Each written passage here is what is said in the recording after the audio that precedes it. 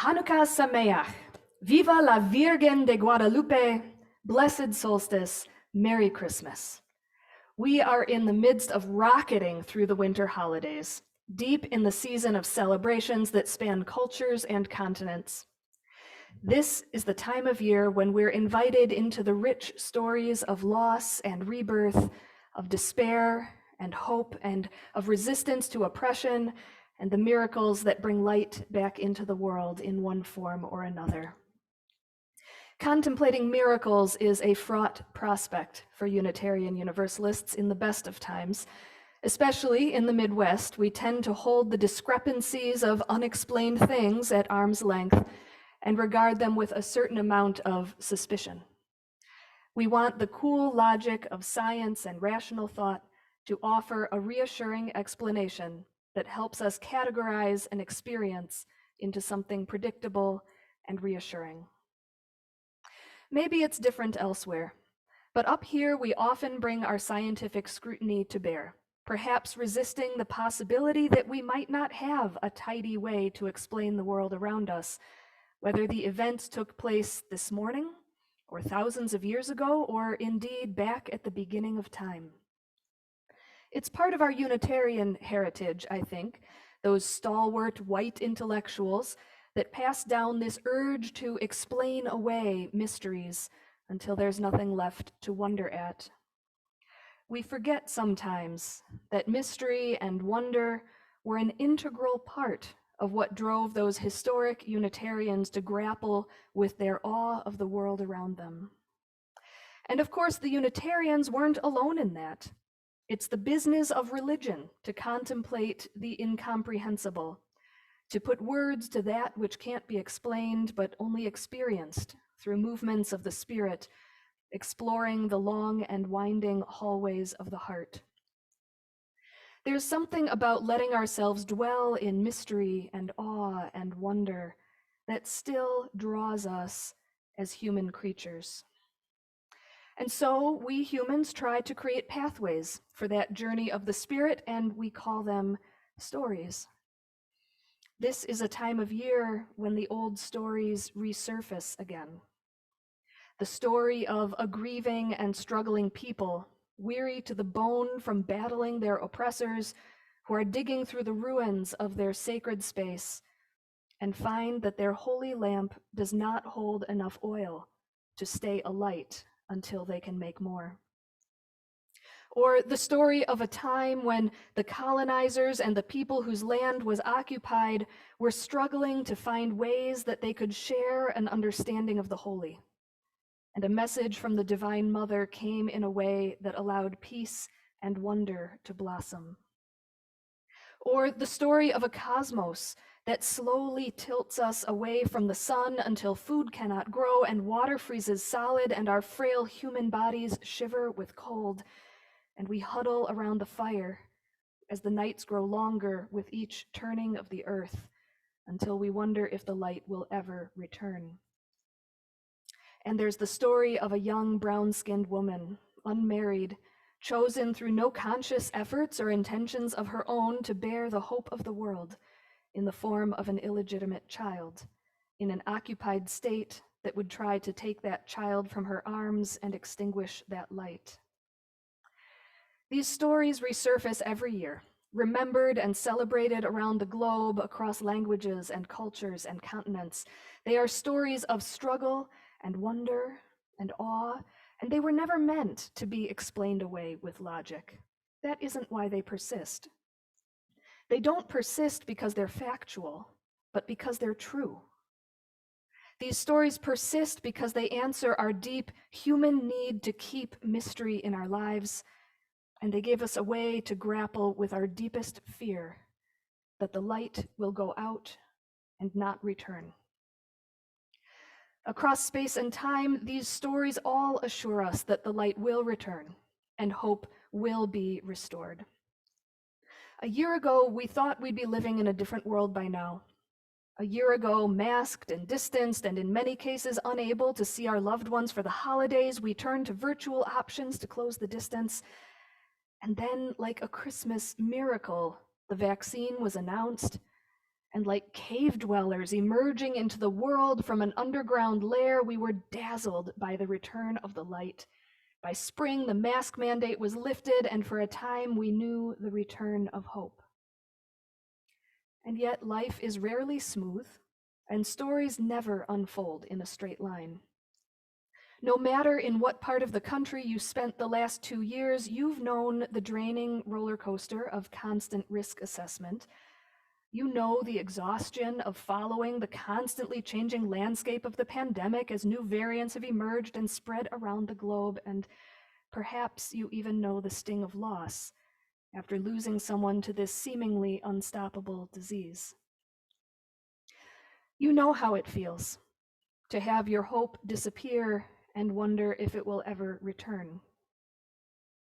You understand that fear deep in your bones, that maybe this is how it all ends. This is the time of year for that feeling. This is the time for which these stories were created. I chose this topic of wonder and miracles back in September when we had dreamed of reopening UU La Crosse and then had to change our minds. Like all of us, I was sitting with my own grief over the fresh complication of the Delta variant, not knowing that Omicron would follow hard on its heels, not knowing that by the time I would be preaching this message, it would be as sorely needed as it is. It seems right now we all need some reminders that we need to go into the darkness in order to understand the miracle of the return of the light. What do the ancient stories tell us? From the Jewish tradition, we have Hanukkah, the story of a group of Jews called the Maccabees defeating an army 2,200 years ago. In their victory, the Maccabees regained their temple, which had been desecrated by the invaders. It needed to be rededicated, and the lamp needed consecrated oil, but they only had enough to last 1 day. The process for making more would take 8 days. The miracle, of course, is that the small amount of oil they had available stayed burning for the entire 8 days until they could produce more. But I wonder if perhaps it is also the miracle that they chose to light the lamp at all. What was it? What part of the human spirit, what still small voice within made them do that? Facing the destruction of their holy ground, not knowing the flame would stay lit, they could easily have given up or even waited and said, we'll just do the consecration when the new batch of oil is ready. But they didn't. Some urge compelled them to take up the match and light the lamp anyway. That sign of hope, reclaiming what they held as sacred, was so important that they chose to light the lamp even as they risked having it go out. Today, I wonder, in what ways are we afraid to light the lamp for fear that we will use up what little oil we have left? And how do we face that fear and light our lamp anyway so the miracle has a chance to occur? And in Mexico, we have the story of Our Lady of Guadalupe and Blessed Juan Diego, a native Aztec who was baptized at the age of 50 by a Franciscan priest in what is now Mexico City. According to the Vatican, on December 9th, 1531, Juan Diego was on his way to Mass and the Blessed Mother appeared to him on Tepeyac Hill. She asked him to go to the bishop and request in her name that a shrine be built at Tepeyac, where she promised to pour out her grace upon those who invoked her. The bishop did not believe Juan Diego and asked for a sign to prove that the apparition was true, needing proof, not believing the miracle. On December 12th, Juan Diego returned to Tepeyac, and here the Blessed Mother told him to climb the hill and pick the flowers that he would find in bloom. And he obeyed, although it was winter time, and he found roses flowering. He gathered the flowers and took them to Our Lady, who carefully placed them on his tilma, or his cloak, made of cactus fibers. And she told him to take them to the bishop as proof. And when Juan Diego opened his tilma, the flowers fell away, and there remained impressed on the cloak, in place of the flowers, an image of the Blessed Mother. The bishop was convinced, and the shrine was built, and today that shrine is a cathedral, and the Festival of Guadalupe is celebrated throughout Mexico for 12 nights every December, and the original cloak remains at the cathedral in Mexico City. But here's what's curious. The image on the cloak to this date cannot be explained by science. It shows no sign of deterioration after nearly 500 years, even though cactus fabric should have disintegrated within 20 to 60 years. X-rays reveal no undersketch, no sizing, no protective overvarnish on the image. Microscopic examination revealed no brush strokes. It's smooth like a photograph, 300 years before the invention of photography. And the image seems to increase in size and change colors, and it has consistently defied exact reproduction, whether by brush or camera. The distortion and place of the images are identical to what is produced in the normal eye, which is impossible to obtain on a flat surface. All who have scientifically examined the image over centuries confess that its properties are absolutely unique and inexplicable. I know that for those of us who do not share that particular faith, stories of saints and holy relics and divine appearances can seem far-fetched, and we can feel resistance to letting that mystery in. We might feel a need to dismiss it or debunk it. So just for this moment, I'd like to invite you to set that aside and just feel what it's like to let in the awe and wonder of the mystery that has kept this story alive for 5 centuries. Today, I wonder, where are we being called to build a shrine of grace and hope? In what ways are we carrying a cloak filled with flowers and possibility, not knowing what will happen when we take the risk of opening it? What visions are emblazoned inexplicably on our hearts, calling us to offer the consolation of hope to an aching world? From the northern countries, we have the celebrations of the winter solstice, the longest night. In the Sami traditions, far in northern Europe, their part of the earth tips so far that by the solstice, the sun doesn't even clear the horizon.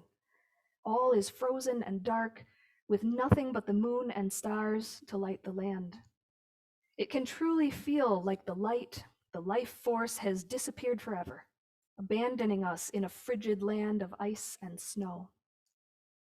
But the great mother reindeer has compassion for the living things that are suffering in the cold, and so she travels south, beyond the horizon on the winter solstice, and she takes the hidden sun in her great antlers, carrying it slowly forward for the next several weeks, step by step, minute by minute, day by day, back to where it will make the earth green again.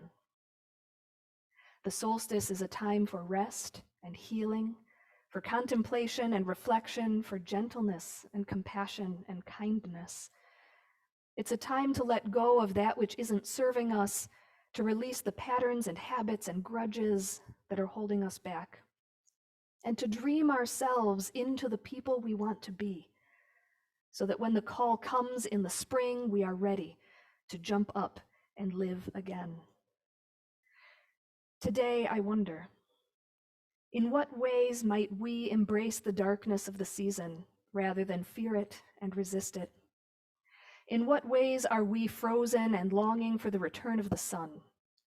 How might we become the reindeer ourselves, daring to travel into the dark beyond the horizon and come back bearing the sun in our antlers, bringing life back to the world?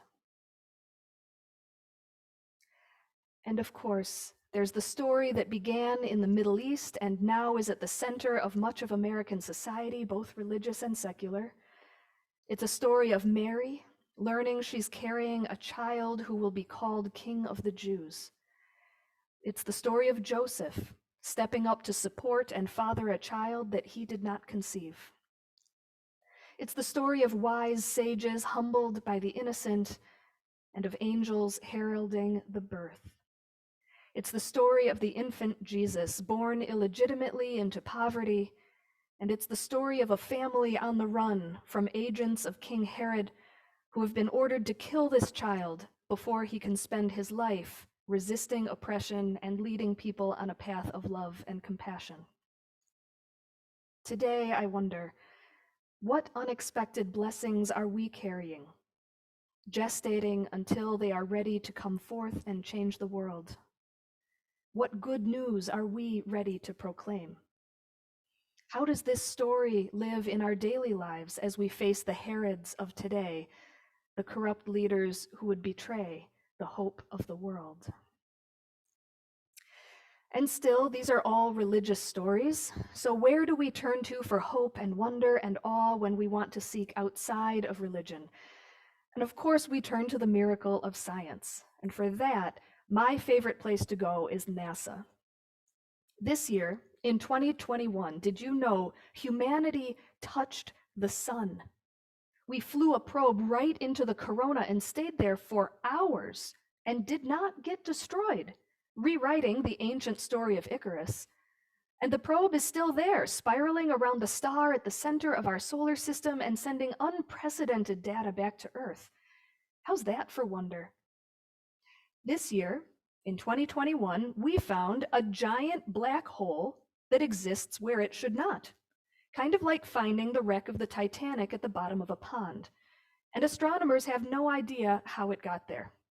A crucial piece is missing from what we know about how black holes are born, or how galaxies form, or maybe even both, and figuring it out might shift the entire way we understand the universe. This year, in 2021, in examining our own home galaxy, the Milky Way, astronomers found that the carefully charted spiral of our galaxy might actually have another arm, an enormous filament of gas and dust that defies physics and was somehow previously undetected. They named it the Cattail, and they have no idea how it got there.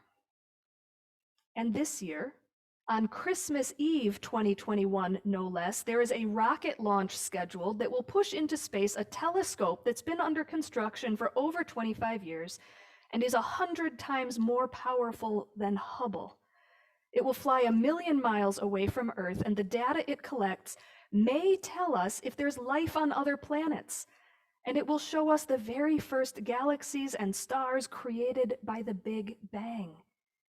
It will look billions of years back in time to observe the early formation of molecular hydrogen from a universe void and without form. In the words of David Von Drehl at the Washington Post, as we mark another solstice and bring this sometimes bitter year to an end, spare a thought for the scientists whose past labors and future hopes will be riding a rocket toward outer space.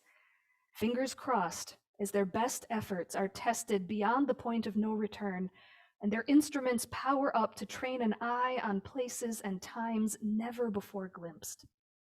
We're all along for the ride, he concludes, every human who has ever wondered at the majesty of the universe.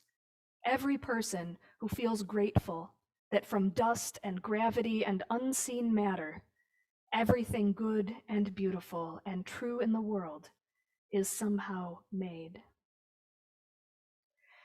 Whether we turn to religion or science, if we can't make space for awe and wonder, what are we even doing with our life?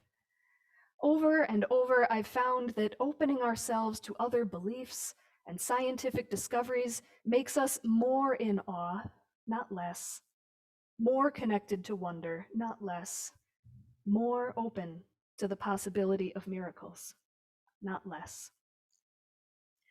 This has been a complex year.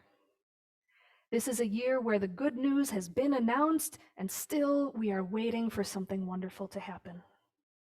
It's a year where the planet is tipping us into the darkness, and it doesn't really feel like a metaphor. It's a year where we're holding what's left of our sacred oil, knowing it isn't enough, and wondering if we want to take the risk of lighting our lamps anyway. It's a year where we know what it is to hold our cloak close to our chests, not knowing if it contains the miracle we're longing for. And it's also a year where humanity's curiosity and wonder about our place in the universe is yet again propelling us into the cosmos, yearning to unravel the mysteries that exist beyond our perceptions of reality and discovering cattails where we thought there was nothing. In an article titled "Cancel the Apocalypse" by Films for Action, we read, "Our present moment is saturated in dystopian, apocalyptic fantasies of the future. We can envision 1,000 ways that we might destroy ourselves. What this points to is a crisis of imagination. Humans at heart are storytellers, and we enact the stories we tell ourselves. Our culture is enacting a story that's destroying the world. If humanity is going to unlock the good ending, we've got to imagine it first. We've got to imagine 10,000 localized versions of it. That's how things change," they say. And this leads me to wonder, in what ways, large and small, are we enacting stories that are destroying ourselves? How are our stories drawing on our fears instead of our hopes? And how can we cast a vision for the future that draws others into helping us co-create it? Whether we find ourselves in times of ease or struggle, the truth is that the future is yet unwritten, and our story is not done being told. In the words of Ted Tollefson, may the eyes of our hearts be open and tongues of "I know better" keep still. Now is always a good time to witness, praise, and share the light entrusted to our care, even if our hands tremble, even if we can't remember the magic word. We are the bearers of the precious infant, and we are the lighters of the lamp. We carry the sun in our antlers, and we carry a cloak of flowers. We are the primitive heart holding fast on the longest night of the year, and we are the eye gazing into the darkness of space, bringing wonder and awe back down to earth. We are all of these things and more. We are the storytellers of our own salvation. May you be a light bringer to all you meet this holiday season, and may we shine ever brighter together in the year ahead. May it be so, and amen.